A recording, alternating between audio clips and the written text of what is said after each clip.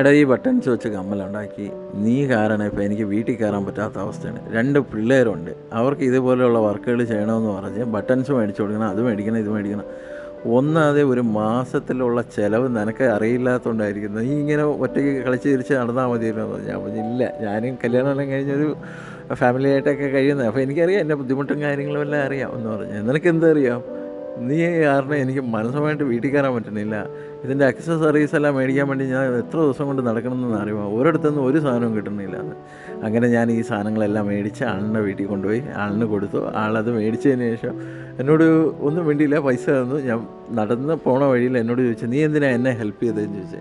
ഞാൻ പറഞ്ഞു ഇനിയെങ്കിലും നിങ്ങൾ മനസ്സുമായിട്ട് വീട്ടിൽ കയറട്ടെ എന്ന് ഞാൻ കരുതി, അതുകൊണ്ടാണെന്ന്. ഈ കാലത്ത് ആരും ഹെൽപ്പ് ചെയ്യാറില്ല, പക്ഷെ നീ ഹെൽപ്പ് ചെയ്തു. പിന്നെ ഒന്നും പറഞ്ഞില്ല പുള്ളി. വീഡിയോ ഇഷ്ടമായാൽ ചാനൽ സബ്സ്ക്രൈബ് ചെയ്യുക, ഇൻസ്റ്റാഗ്രാമും ഫേസ്ബുക്കും ഫോളോ ചെയ്യുക.